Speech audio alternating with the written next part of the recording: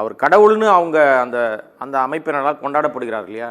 கடவுள்னு சொல்லக்கூடிய ஒரு இடத்துல உட்கார வச்ச ஒருத்தரை எவ்வளவு தரம் தாழ்ந்து விமர்சிக்க முடியும்? மாற்று கட்சியை விமர்சிக்கலாம், இல்லை மாற்று அமைப்பினர் விமர்சிக்கலாம், மாற்று சாதியினர் விமர்சிக்கலாம், பிரச்சனை இல்லை. ஆனால் இவ்வளவு நாள் நேற்று வரை அவர் கடவுளாக இருந்திருக்காரு. இன்னைக்கு திடீர்னு எப்படி அவர் மாறிடுவாருன்ட்டு ஆபாச அர்ச்சனைகள் தொடருது. அதை யார் எழுதுறாங்க அப்படின்றது இதுவரைக்கும் இதுக்கு எல்லாம் மூல காரணமாக ஒரு விஷயத்தை மருத்துவர் அன்புமணி ராமதாஸே வெளியிட்டார். ஓகே, என்னன்னா அவர் என்ன சொன்னார்னா, தெளிவாகவே என்னுடைய தகப்பனாருக்கு அவர் இப்போ குழந்தை மாதிரி ஆயிட்டாரு. கடந்த 5 ஆண்டுகளாக அவர் அவராகவே இல்லை, அவரை யாரோ வழி நடத்துகிறார்கள். அப்ப என்ன சொல்ல வராரு? அவருக்கு எதுவுமே தெரியல, அவர் அவராவே இல்லை, யாரோ சொல்றத அவர் இப்ப டேப் ரெக்கார்டர், அவரு யாரோ சொன்னாங்க உடனே அவர் பேசுவாரா?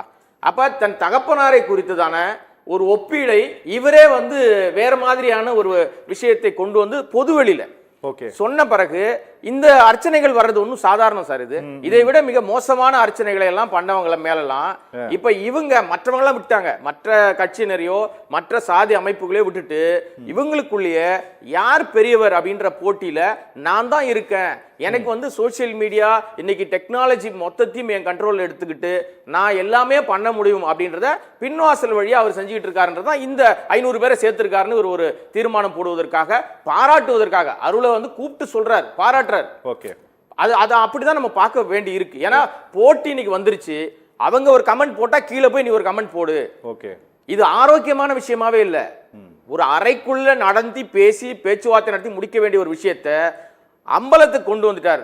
நான் ஏற்கனவே கடந்த முறை இங்க பேசும்போது சொன்னேன், ஒவ்வொரு முறை வரும்போதும் சொல்றேன், அன்புமணி ராமதாஸ் இவர் எப்படி தன் தகப்பனாரை அவர் ஒரு பொம்மை மாதிரி இருக்காரு, ஒரு குழந்தை மாதிரி இருக்காரு, அவரை யாரோ இயக்குனாங்கன்னு சொல்லிட்டு இருக்காரு இல்லையா? இது அனைத்தும் ராமதாஸ் இல்ல.